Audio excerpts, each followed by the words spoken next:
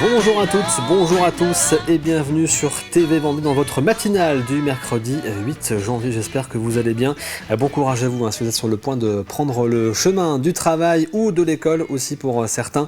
Je vous rappelle que vous pouvez bien sûr réagir à l'actualité du jour avec le numéro du WhatsApp officiel de la matinale que voici. N'hésitez pas à envoyer un petit message avec votre prénom et votre commune de résidence. Nous avons reçu il y a quelques instants notre invité du jour, Virgile Gémonet, réalisateur du documentaire Dernière séance rue Gouvion, un documentaire consacré au déménagement du cinéma Le Concorde de La Roche-sur-Yon et qui sera diffusé le 16 janvier prochain au Concorde, justement pour fêter les 1 an de ce déménagement. Vous pouvez retrouver son interview sur tvvendée.fr. On passe au titre de l'actualité du jour. Nous reviendrons sur la création de 2 nouvelles communes en Vendée, Saint-Jean-d'Hermine et Cugand-la-Bernardière. C'est le résultat de fusions et de regroupements de communes déjà existantes. Nous avons rencontré les 2 nouveaux maires qui ont été élus en ce début de semaine. L'arrivée des premiers skippers du Vendée Globe, ce sera la semaine prochaine. À l'ortie de Charlie Dalin ou de Johan Richomme sera le vainqueur. Comment suivre cette arrivée? Qu'est-il prévu pour les accueillir? Nous ferons le point dans quelques instants et nous reviendrons également sur les dernières actualités de la course et le classement du jour. Et en ce début d'année, les salles de sport vendéennes voient souvent leur nombre d'adhérents augmenter. Se mettre au sport fait effectivement partie des bonnes résolutions, souvent prises après les fêtes. Mais qu'est-ce qui motive ces nouveaux sportifs? Comment se portent les salles de sport dans le département? Réponse ce matin dans la matinale. Avant cela, on fait un petit tour du côté de votre météo pour aujourd'hui. Une météo placée sous le signe de la pluie, que ce soit ce matin ou bien cet après-midi. Côté température, c'est encore doux, 7 à 8 degrés pour la matinée. Dans l'après-midi, ça sera également compté 12 degrés dans les terres et 13 degrés sur le littoral. Prudence avec le vent qui souffle en rafale aujourd'hui. La végétation est particulièrement fragilisée avec les terres qui sont gorgées d'eau. Donc les arbres par exemple peuvent tomber plus facilement sur la chaussée, donc vigilance sur la route. Un petit tour du côté des marées également en ce mercredi avec une basse mer à 4h50 et 17h20, pleine mer 11h35, petit coefficient de 55 pour aujourd'hui. Et le passage du Gois lui sera au plus bas et au plus praticable à 17h50. On fait le tour, comme tous les matins, de vos marchés du jour également, avec 3 marchés pour aujourd'hui. Celui de Barbâtre sur l'île de Noirmoutier, c'est de 8h à 13h sur la place du marché. Celui des Herbiers également, c'est rue Nationale et place des Droits de l'Homme. Et également le marché de Luçon, c'est de 7h30 à midi et demi sous les halles couvertes tout simplement. Un petit point sur vos conditions de circulation avec les traditionnels bouchons actuellement aux entrées des principales agglomérations vendéennes, notamment du côté de La Roche-sur-Yon et quelques zones de travaux. Travaux sur la départementale 2, l'axe Le Poiret-sur-Vie-Paléo. La route est fermée pour la reconstruction d'un pont. Plusieurs déviations sont actuellement en place. Travaux également sur la départementale 160 à l'entrée des Sables d'Olonne où la circulation ne se fait que sur une voie dans les 2 sens, ce qui peut provoquer quelques ralentissements. Et puis dernière zone de travaux sur la départementale 137, l'axe Chantonnay-Saint-Hermine avec une circulation alternée. C'est juste avant ou juste après la traversée de Féol en fonction bien sûr de votre sens de circulation. Et en ce 8 janvier, nous fêtons les Luciens mais aussi les Luciennes, les Magali et les Mégane. Bonne fête donc à toutes et à tous. On passe maintenant à l'actualité du jour. Voici le journal.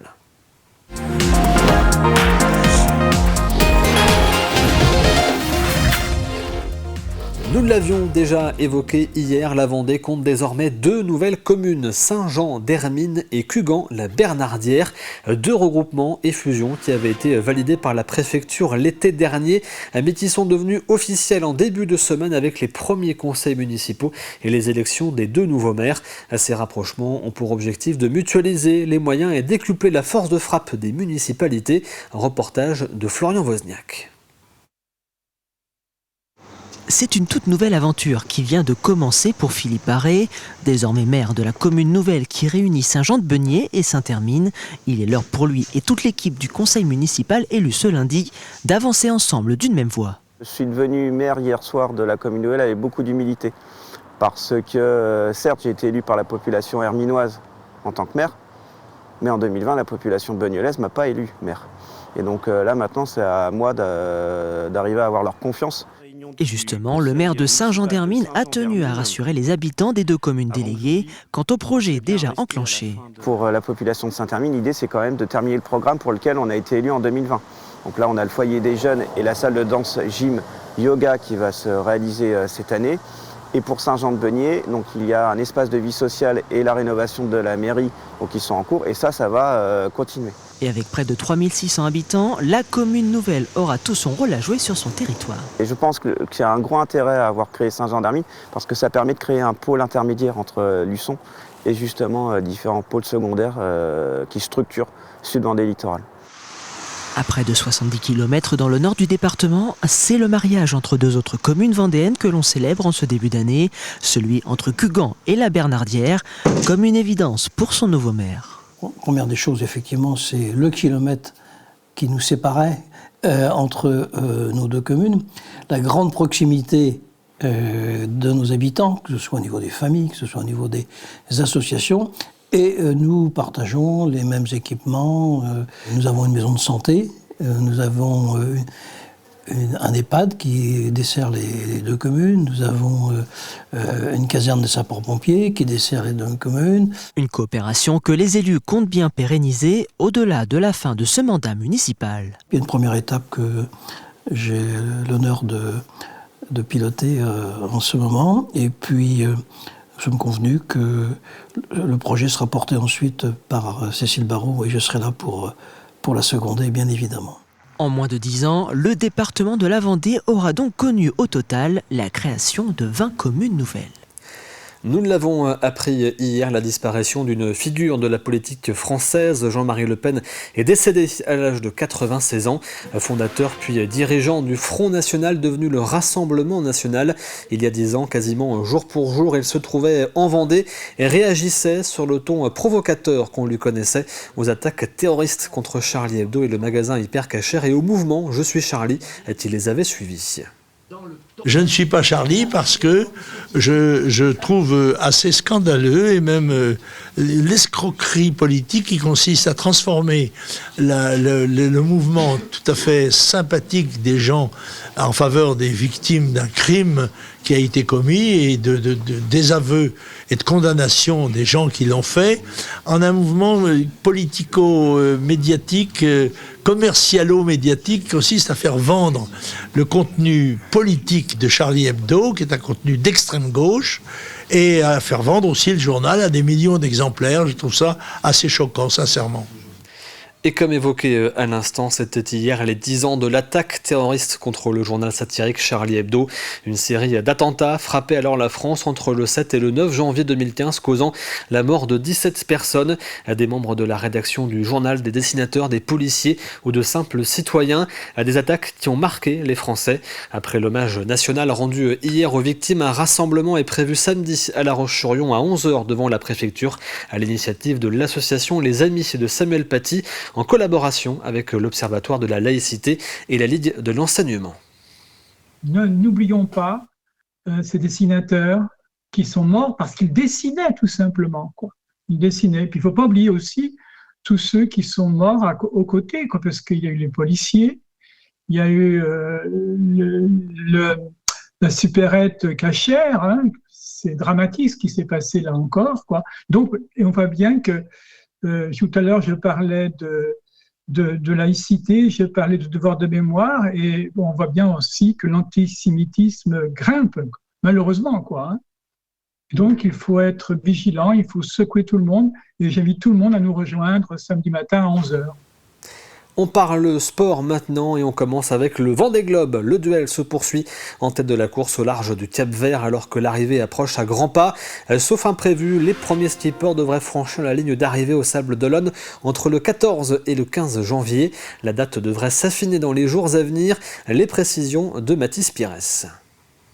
C'est bientôt la fin du Vendée Globe. Les premiers skippers devraient arriver dans les prochains jours, prévus entre le 14 et le 15 janvier. Alors pour le moment, ce ne sont que des estimations. Aucune date précise ne peut être communiquée à ce stade, mais on se dirige en tout cas tout droit vers un nouveau temps de référence avec cette 10e édition. Armelle Lecléache, avec ses 74 jours et 3 heures établis lors de l'édition 2016, ne serait donc plus le recordman de l'Everest des mers. Le nouveau record du monde pourrait être établi en 66 à 67 jours. Reste à savoir maintenant qui de Charlie Dalin, actuellement premier, ou Johan Richomme, juste derrière, franchira la ligne en premier. Je ne sais pas trop, c'est dur à estimer. Je ne cherche pas vraiment à l'estimer non plus. Voilà, on verra bien comment ça se passe. J'essaye surtout de garder le rythme. Là, il va très vite depuis longtemps parce que c'est vraiment ces conditions. C'est un petit peu léger pour moi en condition pour être à mon potentiel. Alors vous le voyez à l'écran, Charlie Dalin, actuellement premier de la flotte sur Massif Santé Prévoyance, arriverait comme Johan Richomme entre le 14 et le 15 janvier prochain. Et quant au sablé, Sébastien Simon sur Groupe du Breuil à la 3e place, il arriverait entre le 16 et le 18 janvier. Alors pour accueillir ces skippers, un village sera installé, d'une taille plus modeste certes, mais au même endroit que celui du départ, place du Vendée Globe au Sables d'Olonne. Et sur place, vous pourrez suivre la remontée du Chenal et vous balader dans le village ouvert jusqu'à la dernière arrivée. Et à ce sujet, la fin du Vendée Globe est prévue pour la mi-février. 16 jours séparent le premier Charlie Dalin au dernier Denis Van Winberg. Les 3 grands objectifs des 2 semaines à venir, c'est quand même aller près du nord de la zone d'exclusion antarctique, puis se retrouver à la longitude du point Nemo et puis passer le Cap Horn. Donc c'est quand même 3 objectifs énormes pour un marin. Et évidemment, pour ceux qui ne pourront se rendre sur place au Sables d'Olonne, vous pourrez suivre en direct les premières arrivées du Vendée Globe ici sur TV Vendée. Et comme indiqué à l'instant par Mathis Pires, donc vous pourrez vivre les arrivées de ce Vendée Globe en direct sur TV Vendée, à la fois le passage de la ligne d'arrivée au large, la remontée du Chenal, les premiers pas à terre sur le ponton du Vendée Globe des skippers et leur première réaction bien évidemment après cette arrivée. Rendez-vous donc la semaine prochaine. Un mot de basket également ce matin, puisqu'en National 1 masculine, 2 équipes vendéennes jouaient hier soir. Les Sables d'Olonne se sont imposés sur le parquet de Beauséjour 68 à 60 face au stade toulousain. Victoire également pour Cholet en basket 86 à 65 contre les joueurs du Pôle France. Les 2 clubs vendéens vont s'affronter lors d'un derby samedi prochain. Un rendez-vous à ne pas manquer. Vous avez peut-être décidé de vous mettre au sport en ce début d'année. Cela fait souvent partie des bonnes résolutions. Cette période est cruciale pour les salles de sport qui enregistrent souvent 20 à 30% d'abonnements en plus en moyenne. Depuis peu, le secteur est en plein essor après avoir souffert durant la pandémie de Covid-19. Alors quelles sont les motivations des nouveaux adhérents? Comment se portent les salles de sport vendéennes? Réponse avec Louise Viadger.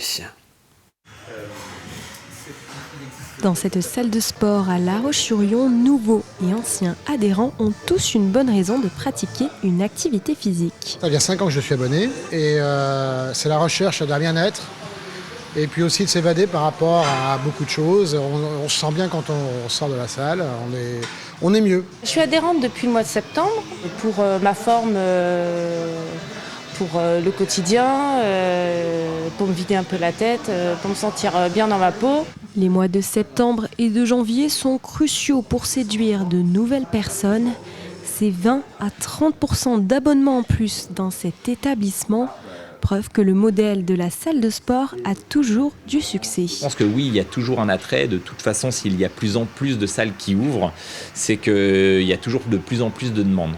Aujourd'hui, les salles qui font beaucoup de personnes vont amener beaucoup de personnes à avoir une première expérience en salle et ensuite vont ouvrir l'appétit des pratiquants en voulant quelque chose de plus précis, de plus qualitatif aussi. Donc je pense que oui, il y a toujours un vrai intérêt pour la pratique et l'activité physique et sportive. Pourtant, la crise du Covid avait très fortement touché les salles de sport, comme ce centre de remise en forme à Montaigu, contraint de fermer pendant 14 mois. 5 ans après, l'heure est au bilan. Aujourd'hui, on a réussi à rebondir vraiment pas mal. Les aides sont terminées aussi, les aides financières, les PGE qu'on avait dû contracter pour tenir. Donc on a quand même eu un très très bon regain de popularité auprès des adhérents. Et notamment encore cet été grâce aux JO et aux événements sportifs qui sont diffusés au niveau national, qui nous apporte quand même pas mal de mise au sport de la part des adhérents. Pour les nouveaux adhérents, il ne reste plus qu'à tenir leurs bonnes résolutions jusqu'au 31 décembre prochain. On fait le point sur votre météo de la matinée maintenant et la pluie est à nouveau bien présente sur l'ensemble de la Vendée, sauf dans le sud du département qui semble épargné, mais c'est seulement pour ce matin. Les cumuls de précipitations vont être importants aujourd'hui et demain avec 40 à 60 mm. Prudence donc notamment aux abords des cours d'eau. Prudence aussi avec le vent qui souffle en rafale. La végétation étant fragilisée par des terres déjà gorgées d'eau, eh bien il pourrait y avoir des arbres ou des branches sur la chaussée. Soyez donc très vigilant. Côté température, il fait encore doux pour la saison avec 7 degrés à Montaigu, la Châtaigneraie et la Roche-sur-Yon, 8 à Fontenay-le-Comte, Châlons, les Salles d'Olonne et la Tranche-sur-Mer et 9 degrés du côté de l'Île-Dieu. C'est la fin de ce journal. On passe maintenant à l'actualité du Vendée Globe. Voici le journal du Vendée Globe.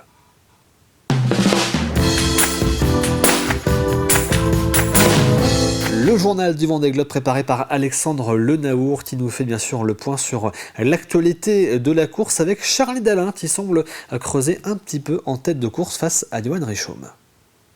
L'association vendéenne des constructeurs de maisons vous présente le journal du Vendée Globe.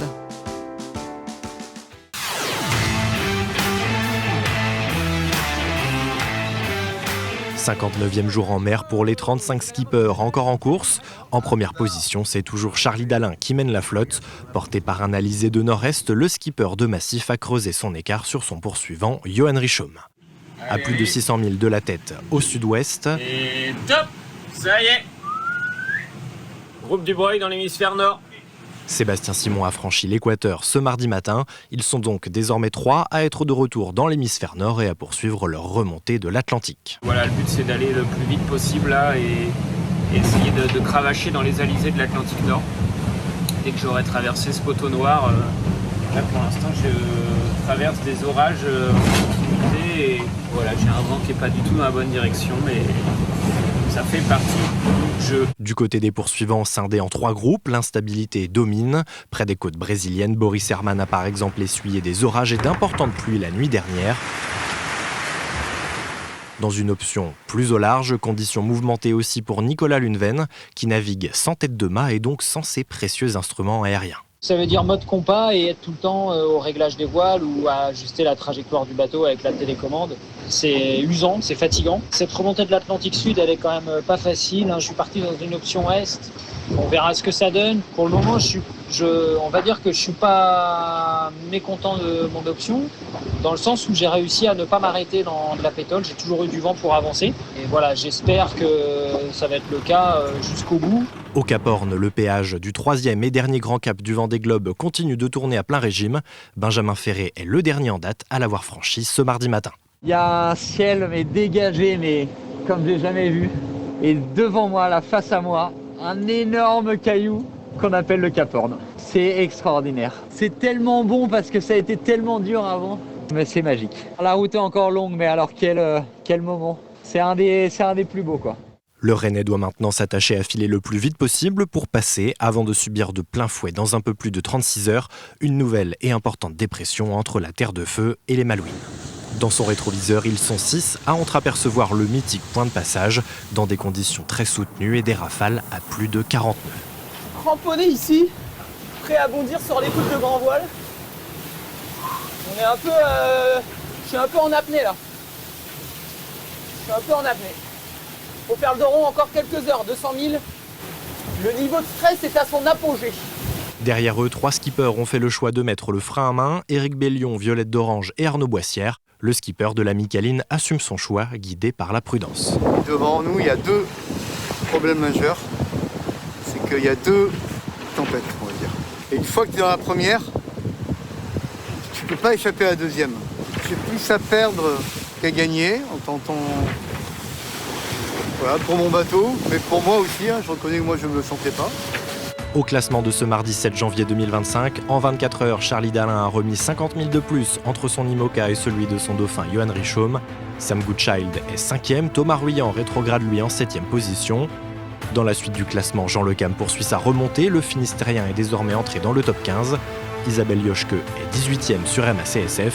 Derrière, les 6 skippers de Tanguy Le Turc et au japonais Kojiro Shiraishi devraient franchir le Cap Horn dans les prochaines heures. Tous se tiennent en moins de 120 000. En fin de classement, Antoine Cornic est 31e, Manuel Cousin et Fabrice Amédéo continuent de naviguer très proches à moins de 3 000 l'un de l'autre. Denis Van Winberg ferme toujours la marche à plus de 8 000 milles de la tête de course.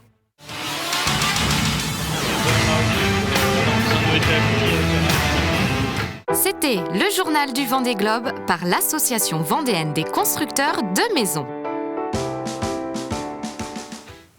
Et au classement de ce matin, eh bien, il n'y a aucun changement dans l'ordre des skippers. Et je vous rappelle que vous pourrez bien sûr vivre les arrivées du Vendée Globe en direct sur TV Vendée la semaine prochaine. Comme tous les mercredis, on parle maintenant de cinéma.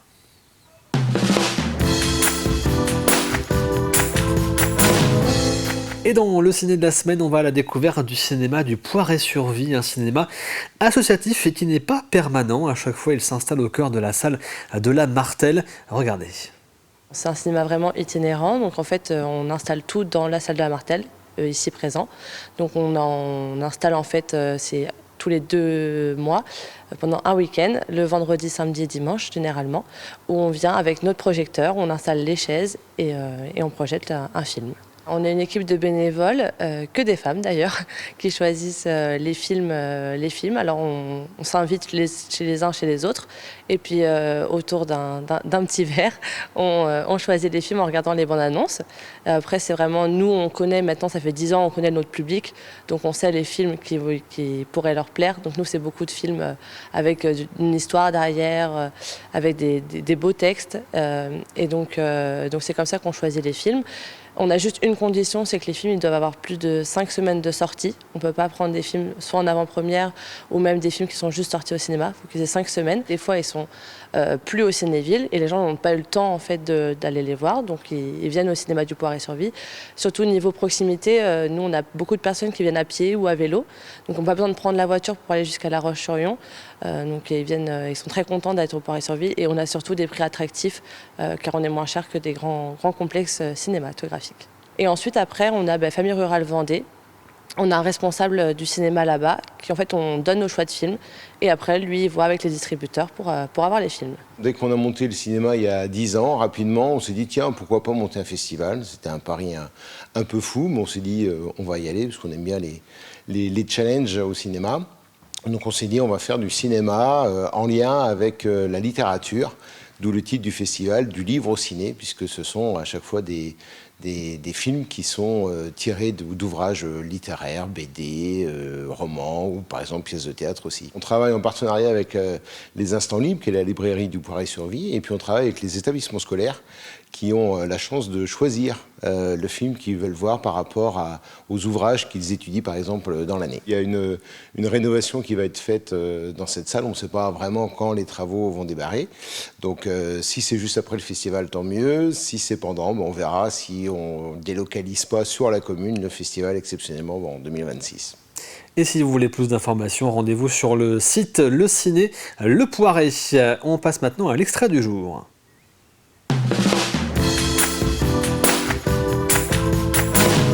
Et l'extrait aujourd'hui, c'est l'émission Il y a une asso pour ça. Didier Fèvre reçoit Augustin Tessier de l'association Solidarité Paysan 85.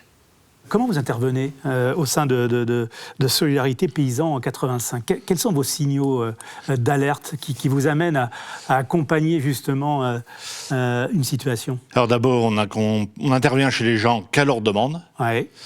Alors soit c'est une démarche volontaire de leur part, soit c'est des gens qui sont orientés par leurs fournisseurs, les travailleurs sociaux de la MSA, le banquier, leur comptable. Mais c'est bien une démarche de l'agriculteur. Il est hors de question qu'on fasse un démarchage pour aller accompagner les gens. Ouais.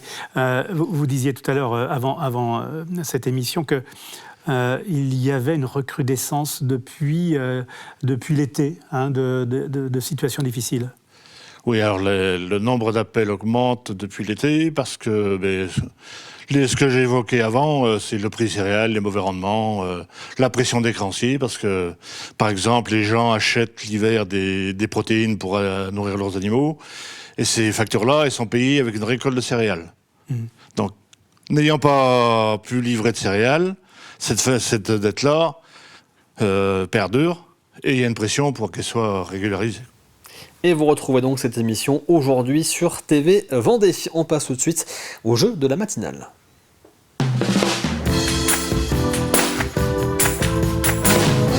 À gagner cette semaine 2 places pour le Cinéville de La Roche-sur-Yon. Et voici la question: quelle duchesse a fait de l'abbaye de Nieul-sur-Lotise une abbaye royale? Et voici l'indice du jour. Cette duchesse est venue elle-même en visite à l'abbaye et appréciait particulièrement ce lieu d'après les récits de l'époque. Je vous rappelle donc à gagner 2 places pour le Cinéville de La Roche-sur-Yon. Vous retrouvez bien sûr la question de cette semaine et l'ensemble des indices depuis lundi matin sur tvvendée.fr. Vous avez jusqu'à vendredi, bien sûr, pour participer. C'est la fin de cette matinale. Merci à vous de l'avoir suivi. On se donne rendez-vous, bien sûr, demain à partir de 7h. L'actualité revient avec le journal de 12h30 présenté par Aurélien Huard. Très bonne journée à toutes et à tous.